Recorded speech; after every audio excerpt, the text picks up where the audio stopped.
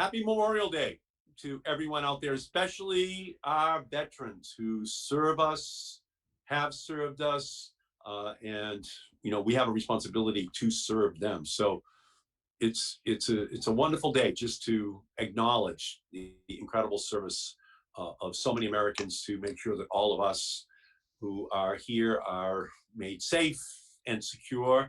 And in the same way that right now we have a lot of essential workers, frontline workers who are out there, who are making us safe, who are providing essential services for us.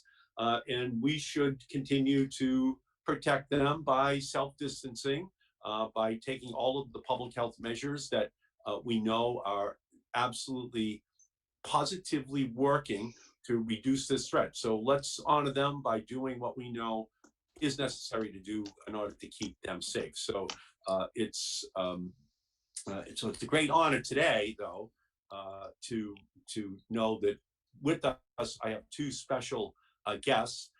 And today, as we pause to reflect on the selfless sacrifice of our nation's bravest, who gave their very lives for the freedoms which we enjoy.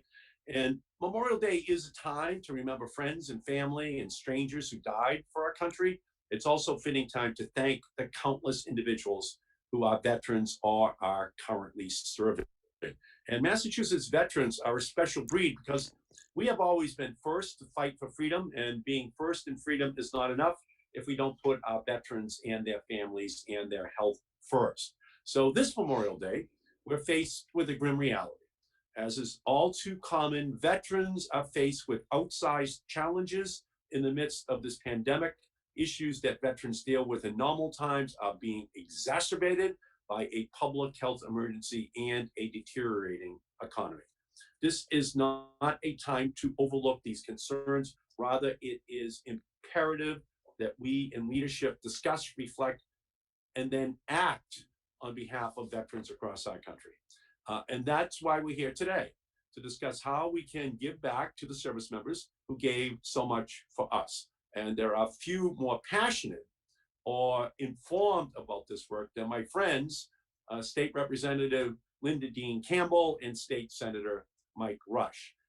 Linda was a captain in the United States Army, served in Germany, and also served as vice chair of the Veterans Committee up in the State House.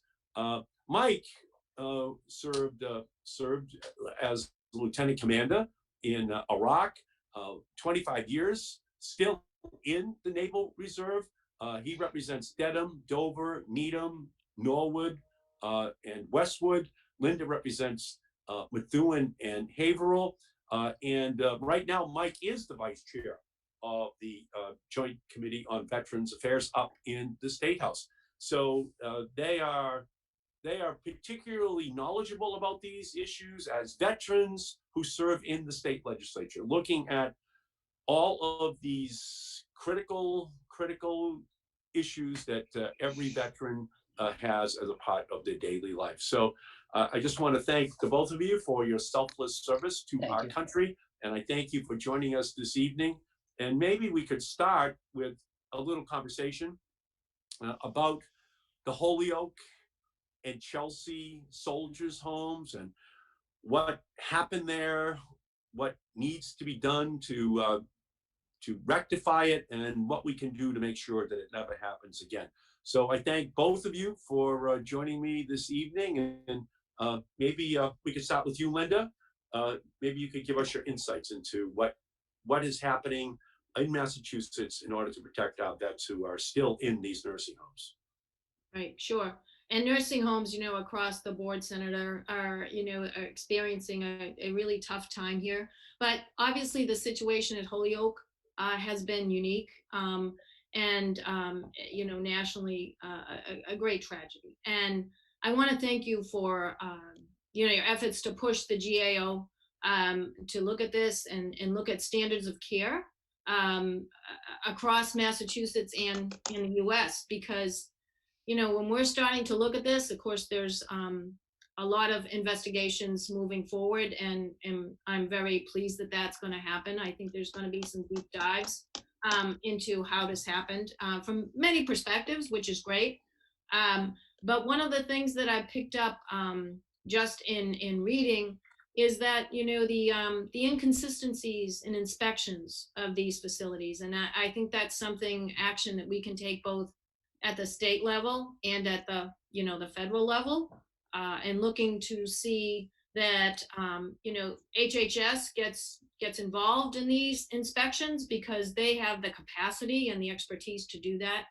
As you know, the VA, they have a lot of challenges on their plates right now.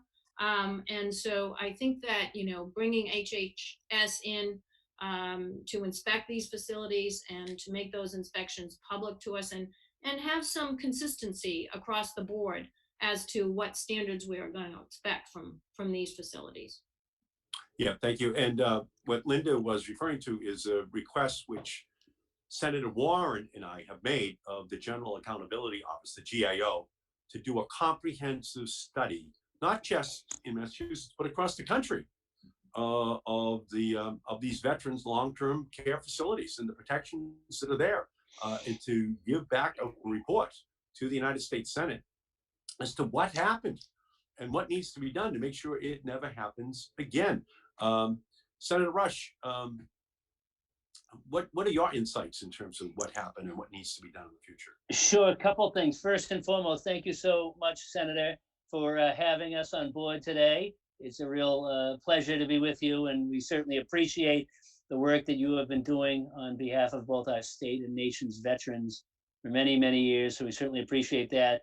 I have the privilege and honor to work with Representative Linda Dean Campbell, as you mentioned, an Army veteran who used to jump out of airplanes, right? Crazy. And she is doing an awesome job chairing the Veterans Affairs Committee. And I'm so honored to be her friend and colleague in the Massachusetts legislature. So great to be here with both of you today, as on this Memorial Day, where we honor and respect those who pay the ultimate sacrifice so that we enjoy the freedoms we have today. We just did our national moment of silence at 3 p.m. I had both my wife and two children. The four of us paused for a moment to reflect on the meaning and importance of today, and especially in these challenging and difficult times.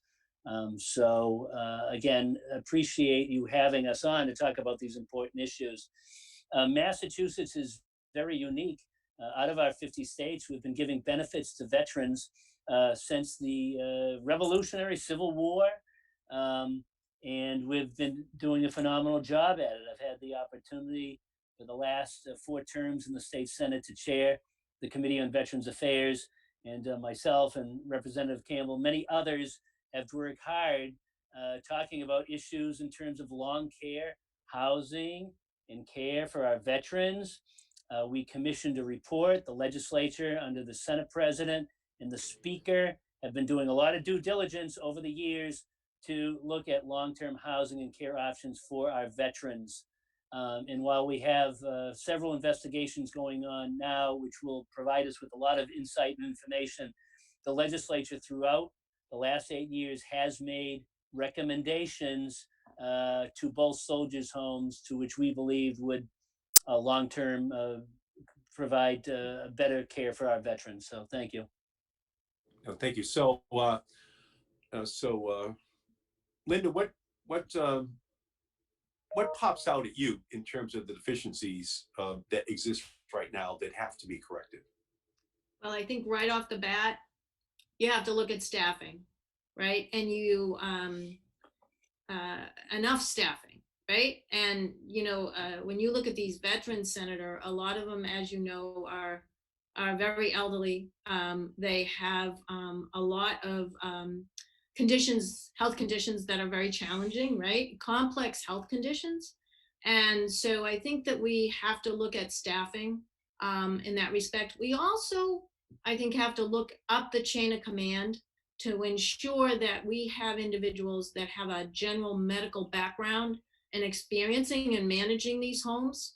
As my good colleague, Senator Mike Rush, that I've worked with for so long, and has worked on veterans issues for a long time and has a great deal of expertise on this. He knows that we need more we need more personnel in administration and leadership positions that have the medical background to assess where the home is, what needs to be done. And so I think that that is something we can really work on to make sure that that happens. And, you know, the physical facilities as well played a role here in terms of being able to isolate folks and be able to isolate them quickly and in a timely manner. So I think facilities with this virus definitely play a big role to make sure that these facilities are updated to meet the needs of veterans that we have today. It's a changing environment. These homes are older, and the care that's required for our veterans now is really very different. And we need to put forth new models for that care, not something that's 40 years old or so. But again, what really hit me was making sure that in leadership positions in government, we have folks that have the medical background and the medical administrative background to effectively manage and lead these facilities. Yeah, and Mike, we've been able in Massachusetts, and a lot of it is due to your leadership and Representative Campbell's leadership, to reduce our veteran homeless population to near zero. But yet, at the same time, we're seeing food insecurity issues amongst this veteran population. Could you talk a little bit about that, Mike? Absolutely, and just to bookend what Representative Campbell said, Chapter 62 of the Acts of 2014 established a long-term housing and care commission, which we were both actively involved in. And this commission partnered with UMass Medical, and we actually produced a 70-page report that gave very specific, detailed suggestions and goals for our almost 400,000 veterans living in Massachusetts for their long-term well-being. So that is some really good reading and a really important report, whereas the legislature was at the forefront in ensuring that this issue had an opportunity to be really get the deep dive on. And again, something we take very, very seriously. And just to kind of count on that last, there are many issues. The two soldiers' homes operate very different governing structures. A high percentage of the numbers of the soldiers' homes seem to come from geographically close proximities to the homes. And that was one of the issues we looked at to ensure that every single citizen in the Commonwealth of Massachusetts, every single veteran was getting the very best long-term care and housing. So that report is available and is in some really important reading in terms of moving forward with how we are going to house and care for our state's almost 400,000 veterans. Not to talk too much, but to your point. But can I just say, Mike, yeah, and honestly, other states look at Massachusetts and say, you do so much more for veterans than they do in these other states. But even with that, you haven't stopped. You and Linda, you keep thinking of the additional things that have to be done in order to provide for these vets. And and again, the homeless rate is at historic lows, but there are food insecurity issues that are popping up now. So, and that's something I know you're drawing your attention to as well. Well, I think it's amazing because the legislature currently has the fewest veterans serving in it, I think, since World War II. But as you mentioned, Senator, quantitatively, we are number one in the nation of all 50 states in the very best benefits we have for our veterans. And that is the best example of good government. The citizens of our Commonwealth have demanded we treat veterans with dignity and respect. And the legislature, in turn, partnering with our federal colleagues, have worked together to make sure that happens. So thank you. No, that's great. That's great. So, what are you hearing from our veterans hospitals, Linda, about the availability of PPE for them?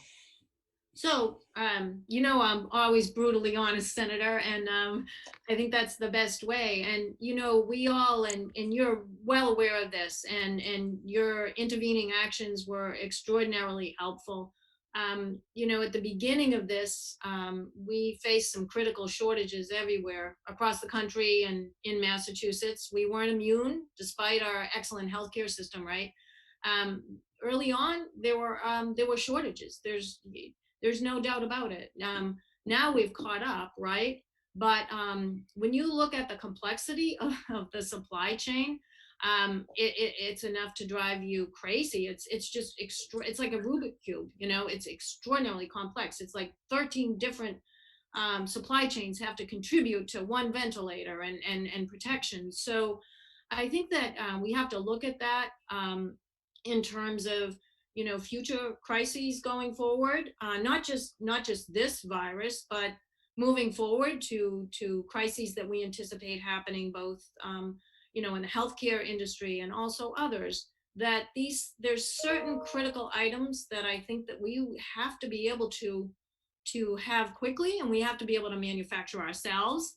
And, you know, here in Massachusetts, where undoubtedly we have some of the best medical care in the country, we still had those challenges here. So if we had them here, I can just imagine nationally how that picture was. And so we really have to take a look now to see that we can make these supply chains work, and that we have the capacity here in the United States and in Massachusetts to make sure we can get what we need and get it in a timely manner without depending on other countries to get it to us.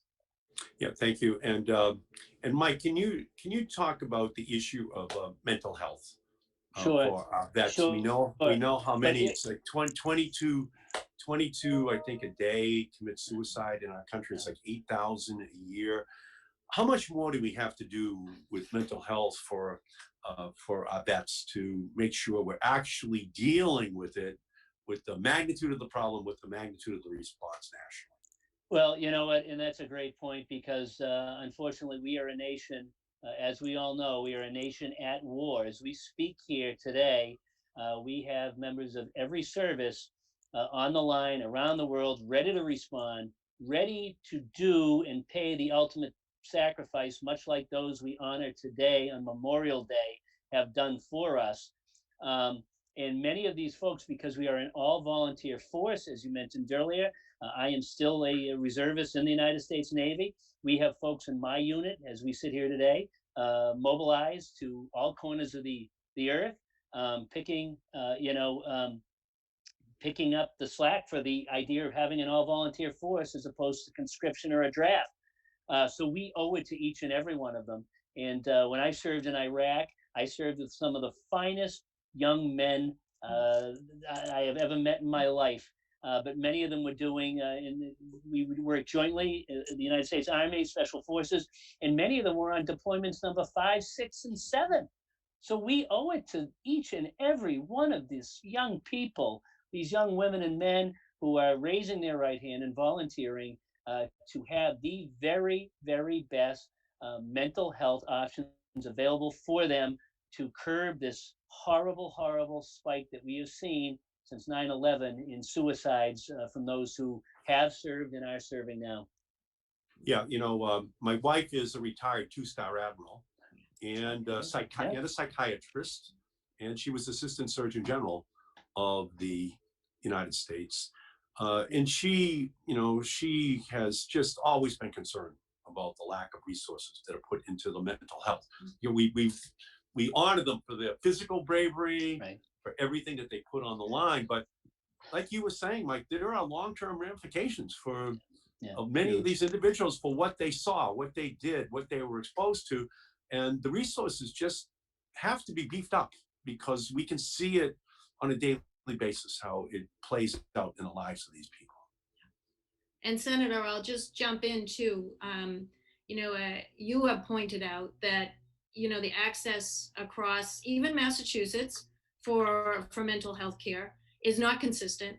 If you're able to go to home base, right, in the greater Boston area, but you've filed some legislation and you've worked to actually get this care extended to rural areas as well, and the disparity, I think, is very significant. And so we have to come up with a system where we have more mental health professionals that are able to reach the veterans where they are, because they're not going to take a day trip to come somewhere for an appointment.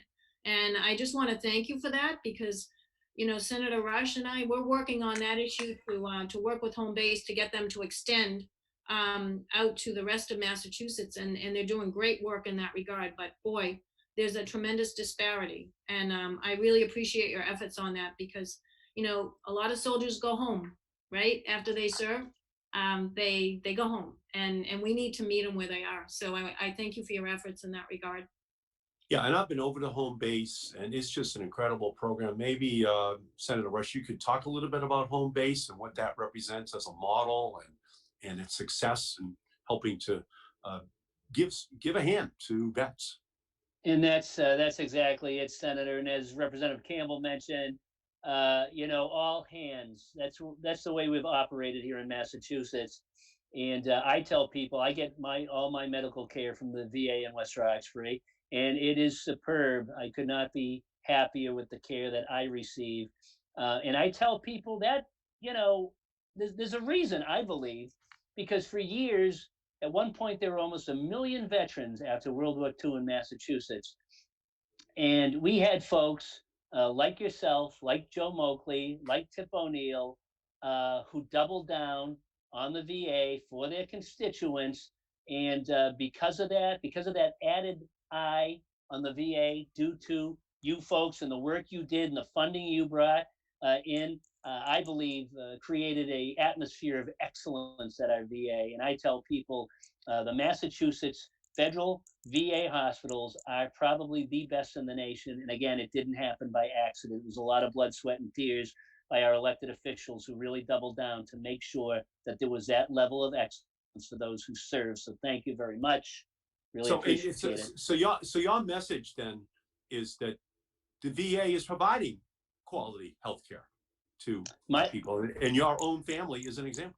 Yeah, no, when you hear some of these stories from around the country and other states, my health care at the VA is second to none.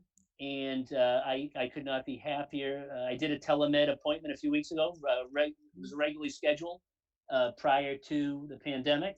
And I am receiving excellent care. And anyone I know who goes to our Massachusetts VAs are sharing that story. Representative Campbell, do you agree with that? Are you hearing that? Absolutely. And my husband's a Gulf War vet, right? So I bring that capacity to this discussion too. And he gets a great deal of his health care at Massachusetts VA. And we have some great people and some great care there. I second that, Senator. You're spot on about that. And it's thanks to the federal support and making it a priority. And it's, thanks to the legislature for making sure that this is a priority every single year. And in terms of mental health care, what do you see here in Massachusetts in terms of access to mental health care for our vets? I think we need more. The numbers and the waiting list, Senator, for the care are long in many cases. And I think that we're going to need federal and state joint action to make sure that we have more providers. There just aren't enough mental health providers. And I personally feel that we don't pay them enough, and because it hasn't been a priority for so long. And so we have to make sure that a mental health provider can get the same federal reimbursement in the same timely manner as someone who is a physician, a regular physician. So we have a lot of work to do in that respect. And we have to make sure, again, like the legislation you push to get it to rural communities as well. We have to get it out there where the veterans are, and we need more clinicians. And we have to figure out a way to get more mental health clinicians, not only for our vets, but for everyone. Okay, so thank you. And Captain Linda Dean Campbell, State Representative Linda Dean Campbell, what's your message to veterans here today on Memorial Day? What's the message to everyone and to everyone else who's watching in terms of what Memorial Day means? To me, it's a time to reflect. And when I talk to a lot of those I represent, they're surprised that only 1% of our population in the United States is serving in our armed forces. And I always tell them that our National Guard is a great partner as well. But this is the thing. We have 1% of our force serving our country in the armed forces. And there is no excuse by any of us that they should not receive the best that our country has to offer. 1%, 1%. They need the best that we have to offer, whether that's long-term care, whether that's new models for care and assistance and help daily, whether it's healthcare, whether it's mental health care. 1%. We can get that done. And I want to end by thanking you, Senator, because you are one of those legislators. Every elected official talks about veterans, right? We all do. But you have filed the legislation. You've done the work. You've got legislation signed into law. Your work to help veterans with the mental health issue and what you've gotten done has been really quite remarkable. And I'll just chime in too, as a woman veteran. You've taken that issue on, and believe me, our numbers are growing. They're the fastest growing veteran population in the Commonwealth of Massachusetts. So I'm going to throw that out to continue the great work in that regard. But I just want to thank you for being hands-on over the entire time that you've been an elected official. And you know what, you're one of the reasons why we do well in Massachusetts and need to do better. But I think you have a pulse of where we need to go from here because of your hands-on initiative. So I want to thank you for that. Yeah, and my wife, Rear Admiral Susan Blumenthal, and you both spoke at a conference for women's health for vets a couple of years ago, Right. Up near where you are, and it just no way that anyone should forget the incredible contributions women make to protecting and serving our country. Thank you. So let me now turn for the last word to Lieutenant Commander Michael Rush, State Senator Michael Rush, and if you could just give us your message here on Memorial Day, if you would. Well, I certainly appreciate the opportunity today, and as Representative Campbell, Captain Campbell mentioned, thank you for all you have done and continue to do on behalf of the veterans of Commonwealth of Massachusetts and our nation. It's crucially important, as was stated earlier by the representative, that we never become complacent, that we continue to move forward in ensuring that each and every woman and man who raise their right hand and are willing to die on behalf of our freedom are given the very best of benefits to say thank you and to honor their service. Also on this Memorial Day, it is behooving upon us as a grateful nation to remember those who have gone before us to provide us with these freedoms that we often take for granted and enjoy each and every day. So honestly, wonderful to be here with you, Senator. Thank you. Thank you, Senator Rush. Thank you, Representative Campbell. Thank you for your service to our country, and to everyone who is out there who is a veteran. We have a debt to you, and in Massachusetts, we try to be number one in paying back that debt, and we are, and we still know there's a lot more to do, and we will continue to work on those gaps that still exist, because we're here, we're free, we're safe because of you, and we know that. So everybody out there, you stay safe, you stay self-distanced, and again, thank you, Senator Rush. Thank you, Representative Campbell. Thank you for your great service, and for everybody else out there, we'll see you again tomorrow night. Thank you all for coming.